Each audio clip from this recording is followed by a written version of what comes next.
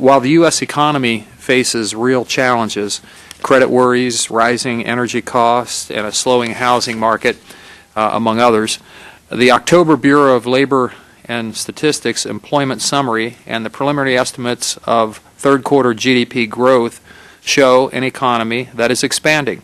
Job growth in the third quarter was the strongest since the early spring of 2007, with an estimated 166,000 new jobs created just last month in October.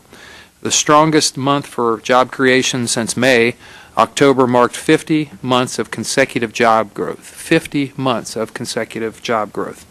In addition to these positive trends, we have seen wages increase and growth of the gross domestic product remain steady. These numbers surpassed expectations, indicating entrepreneurs and small businesses continue to create new jobs, and the labor market and overall economy remain strong. These numbers provide great insight into the strength of our small business economy. Because of their importance to our overall economic health, and we all know the statistics, we must continue to be mindful of how the policies we pursue and enact here in Congress will affect small businesses as we move forward. I am concerned over some of the tax policy initiatives that have been coming from the Ways and Means Committee leadership in the last few weeks. As the White House noted, the most recent legislation would dramatically raise taxes on millions of small businesses, stifling their ability to grow and create jobs.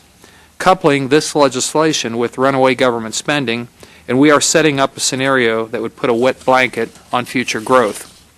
Small businesses are vital to future economic growth, and I believe that these regressive tax and spending policies put our economic well-being in danger. I am very eager to hear today how the Federal Reserve Board is responding to the credit crunch in the wake of the housing market during downturn. I am interested to learn the board's forecast for how the credit crunch is affecting our small businesses now and how further trickle down from the housing market fallout will affect them in the future. I think I speak for many of my colleagues when I say that we in Congress would like to know how we can help both individual Americans and businesses weather the current credit market crunch. I look forward to working with Chairwoman Velasquez and all of our colleagues in this committee to ensure that this Congress does more than just talk about how small businesses are our economic engine, but also acts in accordance with that reality. Under the Chairwoman's leadership, this committee has remained cognizant of small firms' proficiency in generating jobs and ability to grow our economy, and we will continue to ensure small businesses receive their fair shake. And just one point, I can't overemphasize how concerned I am about the proposed mother of all tax bills that's being considered in the Ways and Means Committee.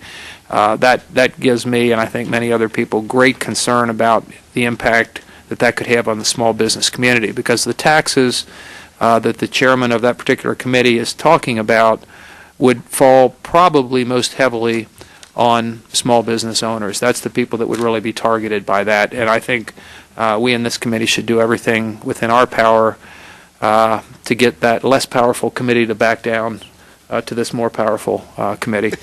Well, thank you, Mr.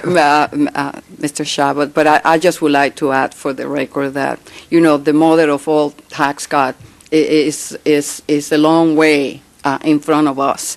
What is more important for us today is the mortgage market instability and how that could spill over to other sectors of our economy and the immediate impact on small businesses. So, Mr.